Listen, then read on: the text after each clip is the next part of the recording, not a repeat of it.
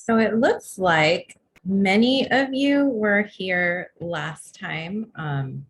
I see a few new names, but then I also see my students as well. So I think based on the conversation that we just had, I'm going to start by just doing a quick breakout room. And during that time, if I can ask Steve to try to split apart the people who have the same internship so that they're like with new folks, that would be really helpful. I'll talk for a few more minutes before we let people go into breakouts. But when you're in the breakouts, again, just like talk about how your internship is going, some of your favorite LinkedIn tips and tricks for those of you who have a LinkedIn. And then when we come back, I'll go over a few of my favorite LinkedIn tips and tricks. And then we will conclude our class again in room key, as you have all been warned. And I'll put the link into the chat so you can practice networking in kind of a different online format. And it takes some of the edge off of being in Zoom all the time, but also gives you practice on different kinds of virtual settings that you might be in. So whenever you're ready, Steve, let's split people up. I know it's a small group, so I don't know, maybe 2 to 3 based on how you can split the folks in the same chem lab up. Okay, let me just trying to recall who's in what internship.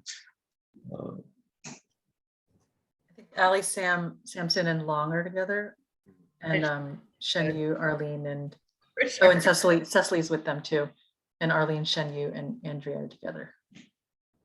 So just break them up. Okay, so whilst they're building out our breakout rooms, just a couple of things to call out in the chat, since we've already seen a bunch of folks drop the LinkedIn profiles in. If you notice, everyone's LinkedIn profile looks a little bit different, their short link.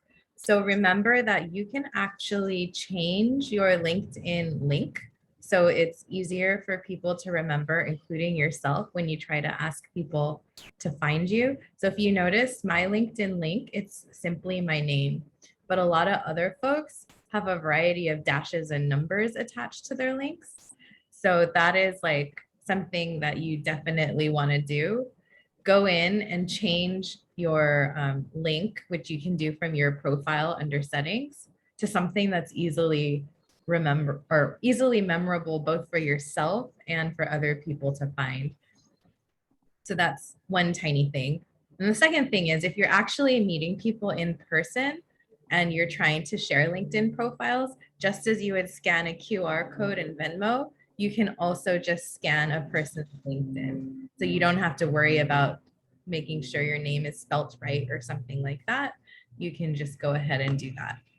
So because breakout rooms are open, go ahead and join your breakout room and we'll call you back in about 10 minutes or so. Remember to network with each other, talk about LinkedIn tips and tricks. Welcome back, everyone. Missing 3 folks. Hopefully they return. Maybe they're having such a good conversation, hopefully. I hope they are going to return. A whole group in entirety that's missing.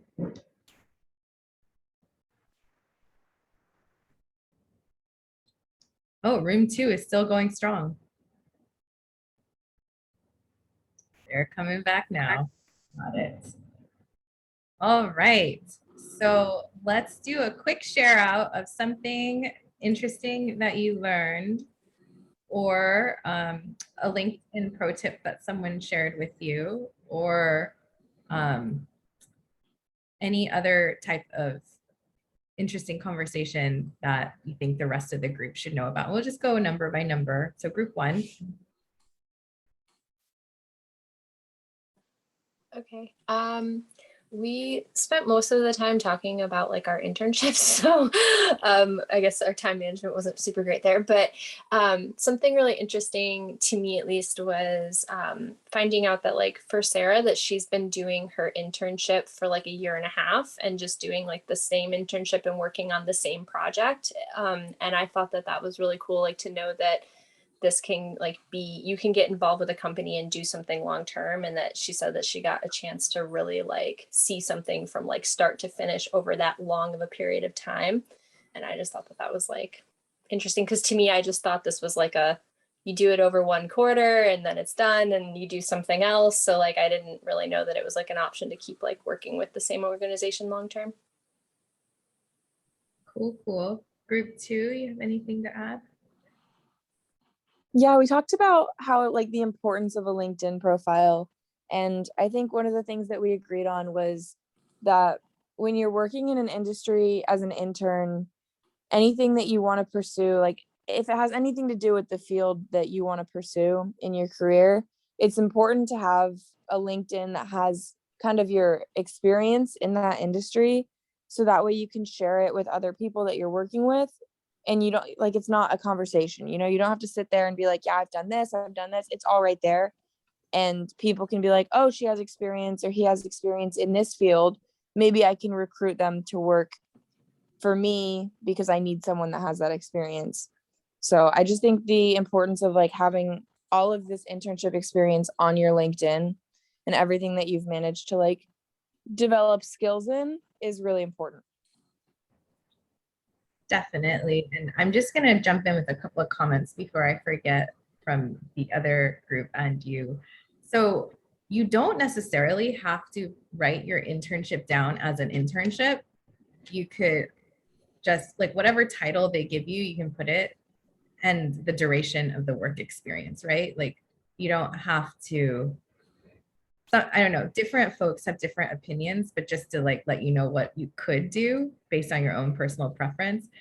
You don't have to let people know you're an intern unless your internship process was like a really highly coveted process. Like I know that for a lot of business schools and stuff like that, if you're an intern or a summer consultant or something like that, that is important to list out in those industries. But work experience is work experience. And so as long as you're demonstrating what you did during your internship, you can just use the title that they're giving you internally as well. And as you're putting yourselves out there to be recruited, remember that on your LinkedIn profile pictures, you can put a frame for open to hire or open to work so that people know that you're specifically looking. And if you are a student, then there's no shame in putting that up there all the time. I know that for folks who are trying to do a stealthy job search, whilst they have a full-time job, sometimes they don't want their current employer to know that they're looking, so they don't want that frame. But for those of you in that category, there's also a button that you can slide on your profile that will let recruiters know that you're open to being reached out to, but your public facing profile viewers will not see. So if your boss is on your LinkedIn, your boss won't know that you're looking for a job. So those are 2 quick tips. Let's move to group 3. So in group 3, we were really just looking at our LinkedIns and like going over them and like editing them and like talking about like the different things we were seeing. Like I just looked at my notifications for the first time kind of thing, and we were talking about that. So, we're trying to use our time for LinkedIn more so. Yeah, and that you could totally do that because part of it is also like, what are you putting out there to build your personal brand? And that was one of the discussions that we were going to have as well today. Just we touched upon it during the last session where we actually spent time in the breakout rooms trying to develop your elevator pitch. But if you hadn't come last time or you still need help doing that, when we move to Room Key, the goal is going to be to practice your elevator pitches. And remember that your elevator pitch can be based on things that you put on LinkedIn and that they can constantly evolve based on the context you're in. So you might be having one version of your pitch for a certain group of people, but you might want to change it up for a different context, like what you would tell a professional, what you would tell someone at a professional networking event is very different than what you want to pitch to people when you're in a more casual setting, right? Like there's a context element to your pitches as well. So group 4.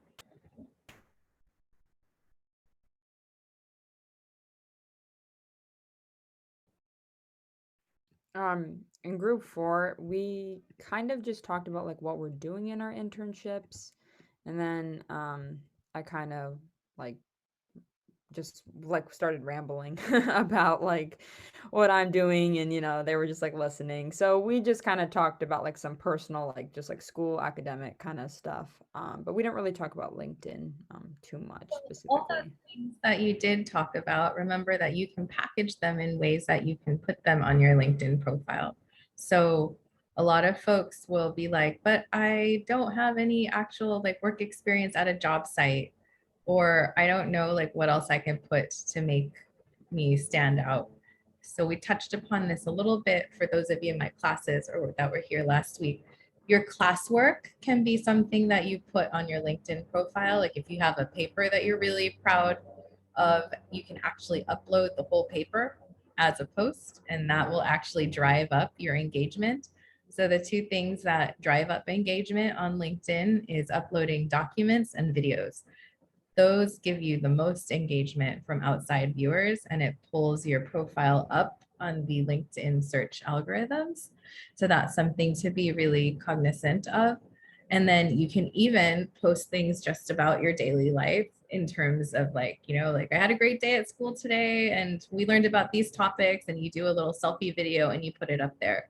You're talking about professional things, you're being your authentic self, and you're driving engagement to your page by putting up a video. So those are quick tips on that front. I want to call Sarah out because she has a really awesome LinkedIn profile. And from a student who is doing it, I think that's always better to see someone who is actually just like you versus me putting up all the things that I put for my teaching tools for my classes. So let's start with Sarah's, and then we'll pick up any other things that were missed. Thank you. I'm gonna see if I can share my screen. I'm on my work laptop, so it might block. We'll see. There we go. Can you see it? Yep, it looks great. Yes. Very basic here, but as soon as you scroll down, I always try to add more and more information as soon as I come up with something. And also when I look at other people's LinkedIn's, I was like, oh, that sounds very good. I want to add that as well. So I have a little very quick introduction of myself here. And then I think, and of course here we have the work experiences, and since I've been working at the same place for a longer time, and I've been promoted, which is quite good. You can see the timeline here and when I've been working in this different roles. And I am considering if I should just shorten this one down and add more information here, because this information for global audit, global quality lead is more relevant, I think, to my future career. And I have all my employments, let's see, education, of course, both from my home country and here in the US. I've been doing a lot of certifications via my internship and my job, which is very, very good. I got it for free, so I added everything I could on LinkedIn. Volunteer experience. I think that is something many recruiters have been telling me that they like. And luckily I had a volunteer experience, so I could clearly add that. Skills, trying to add as much as I can to make it relevant so recruiters can see who I am and what I'm good at. And then recommendations. As soon as I had like a good employer or a professor, both of these were my old professors from Sweden, and I had a very good class with them, and I did pretty well in their classes as well. So I asked them if they could provide me with some recommendations.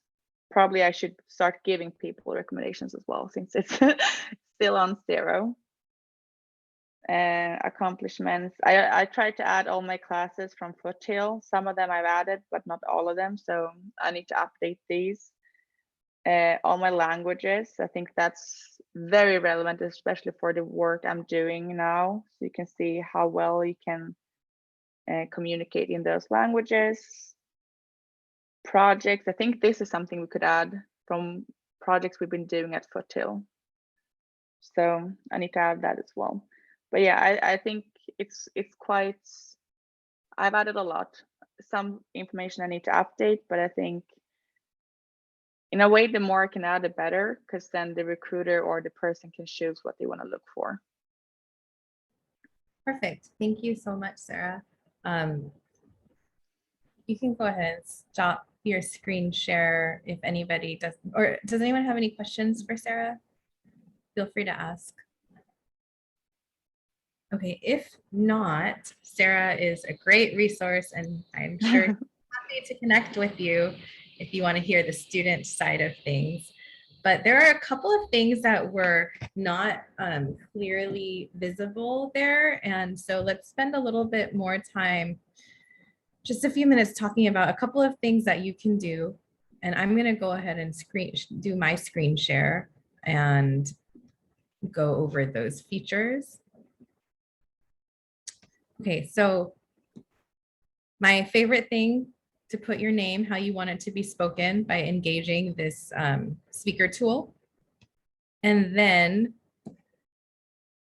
I'm open to work because this is like the private open to work. So remember, if you don't want to have the frame, so if you want a frame on your face, you can pick it from the frames section here where you'll see open to work or hiring. But if you don't want it to be visible for everyone, you can just slide the button over under your profile where it will show what you're open to work for to recruiters. So that's a specific feature. Sarah, I don't remember, did you have a headline on yours? Yes, only my title, but I don't have too much. It's only my title and of course, where I'm living.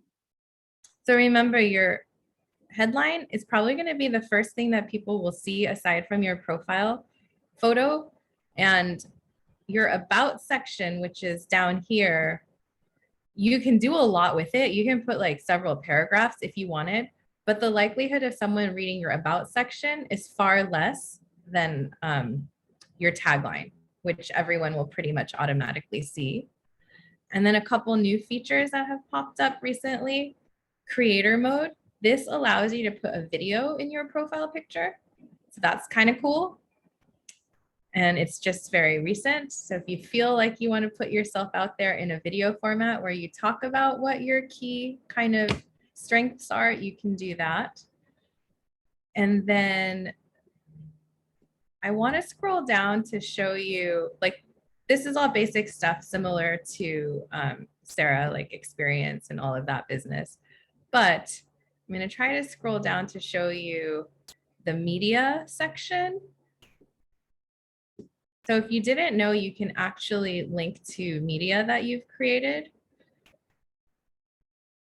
which my media section has just disappeared for a moment. Sorry, guys, I don't know where it went. Where did it go?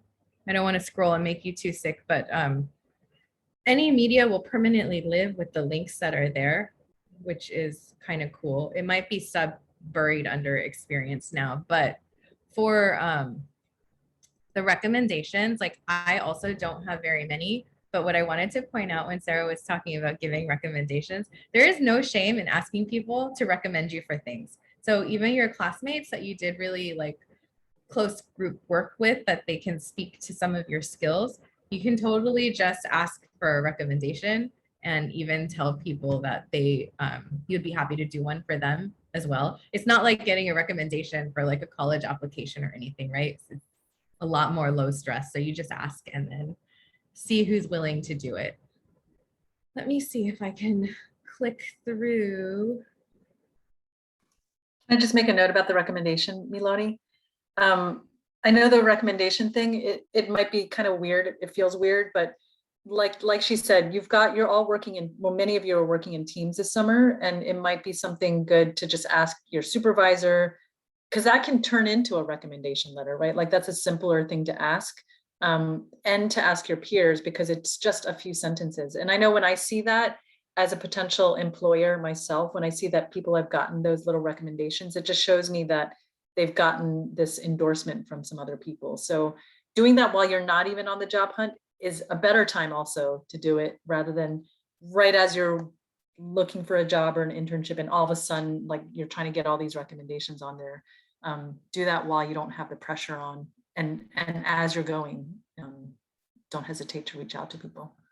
And I know that like this, for some reason, whenever I'm screen sharing and doing live scrolling, it always like freaks out. So I'm gonna stop with LinkedIn share for the moment. But I did want to make a point about LinkedIn versus Handshake, because Handshake is something that all of you have as a resource through Foothill College, and it's through your My Portal.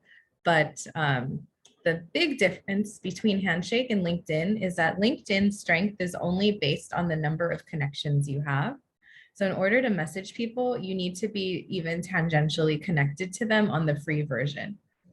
So the way that you can message more people is start connecting with more people on the platform, unless you want to pay, and then you can like network with more folks. They give you a certain amount of people that you can message without being connected to them.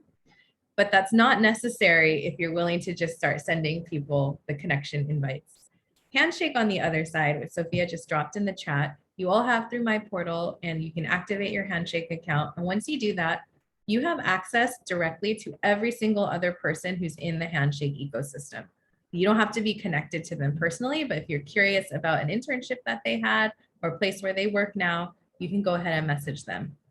For those of you who might be transferring out of state and want to know what it's like to search for a job or internship in like New York, for example, you can message a student who's had the internship that you're looking at, and they can message you right back, even without being personally connected. So that's another reason to kind of have both going for you. And also at Foothill, we do all of our job fairs and such now on Handshake. So additional reason for you to be engaged on the Handshake ecosystem. Same deal with the two platforms though, right? Like you're gonna get out of it what you put into it. So sometimes you don't have time to manage everything, but try and at least like put up your resume on Handshake as well. On Handshake, because it's geared towards college students versus LinkedIn, which is geared to everyone, you can actually put in your classes in a much more searchable format. And the folks who are searching for you on Handshake can sometimes even search by the particular class if they know that you are you have a skill because of that class that they want. So for example, if you're in the international business program, a lot of folks know Professor Mancuso or Professor Liu, and they know the kind of work that they do in their classes. So if you have one of those classes, they'll search by that class on Handshake and send opportunities your way. I want to leave a little bit of time to see if we can swap over into Room Key. So I'm going to go ahead and pop our Room Key link into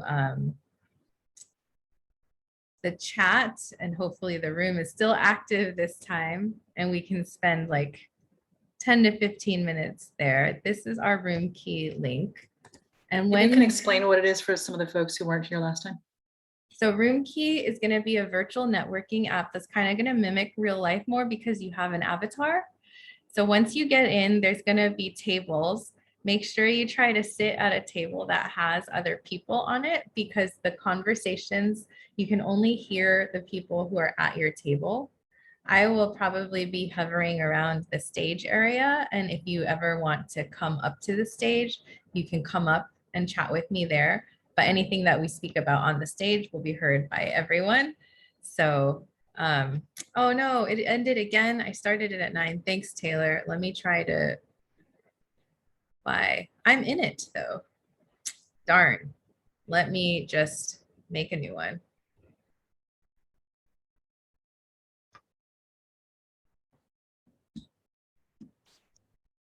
Create again. See, this is what I get for trying to be too prepared. The room dies when we have no activity in it. All right, so I am joining the event so it will not die. And then I will go ahead and give you guys the new link.